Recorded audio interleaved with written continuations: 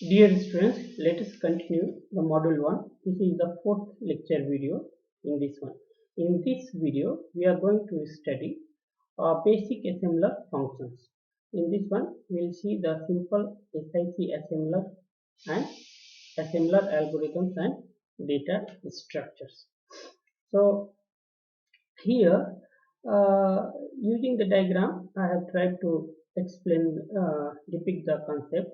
So assembler is a system software program which takes the source program as input and it translates it into object code. So any high level language you can take as a input, and assembler it will convert into the object code. Then linker will link some values to the object code and it will create a executable code. And after that, loader will load this executable code into the memory where processor will execute those codes and it will give you the output. This is all about the assembler. Now here some assembler directives of SIC machine we are going to study. There are 5 assembler directives with respect to SIC machine. Here the 5 assembler directives are start, end, byte, word, reserve byte and reserve word. So start it specify the name of the program and starting address of the program. For example, in this one we can see that here start it is a copy and 1000. So start it is an assembler directives which specify the name of the program. So what is the name of this program? It's the name of program is copy, and it also specifies the starting address of the program. So against the start 1000 is there. So the starting address of the program is 1000. Next is end. This assembler directive end of source program specify the first execution instruction. So this assembler directive it specify the end of the source program. Now here end directive is there, so end, and it also specifies the first execution instruction. What is the first execution instruction? Here at 5, that is start. So at the first indicates the first line of the code, that is it's a 5, so that it will end the program. Next is byte, word, reserve byte and reserve word. So byte it specify 1 byte of data in the data area, and word it specifies 1 word which is equal to 3 bytes of data in the data area. Similarly, reserve byte it reserves 1 byte of data in the data area. And suppose here reserve byte here 4096 is there, so it will specify 4096 bytes in the data area.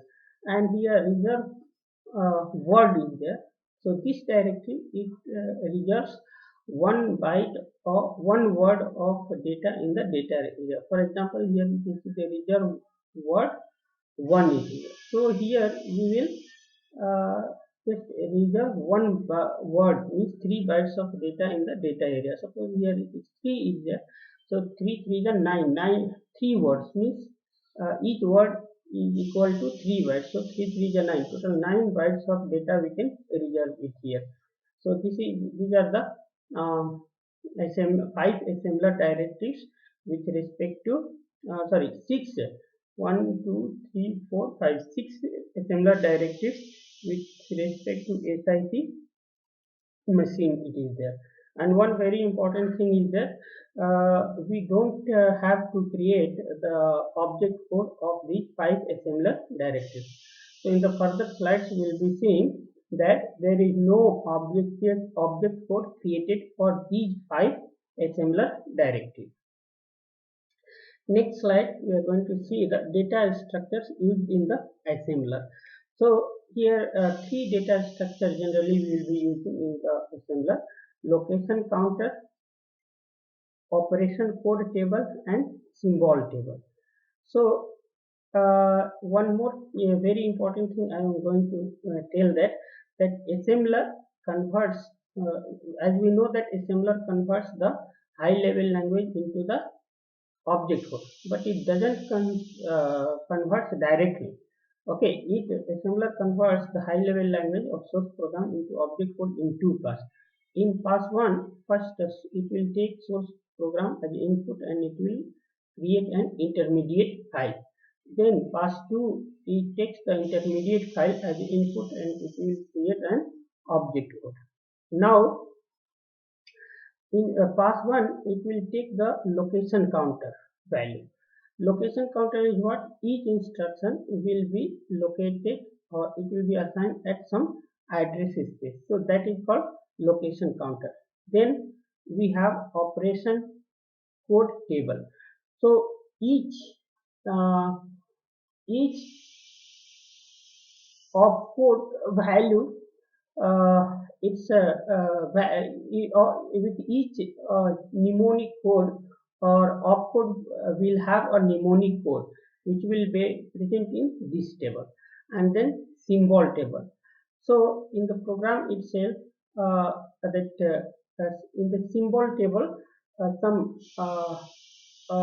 value will be there that will be used for pass 1 and pass 2.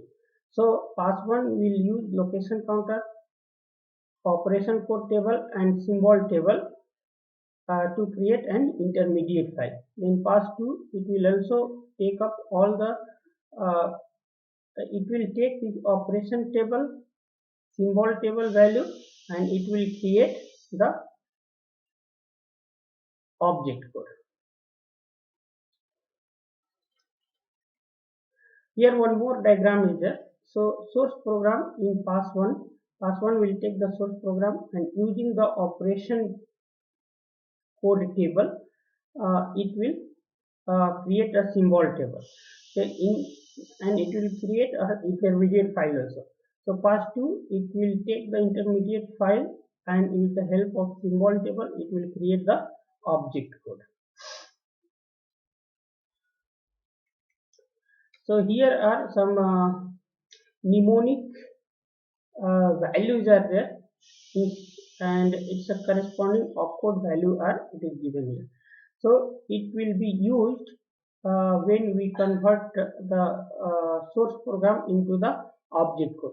For example, add, it is a mnemonic code which hexadecimal opcode value is 18, and it's a 40. Clear, V4, division 24, J 3C, jump equal to 30, jump less than 38, load to accumulator 00, load B 68, load T 78, multiply 20, store and load 14, jump sub 48. So these are the opcode value of the mnemonic codes.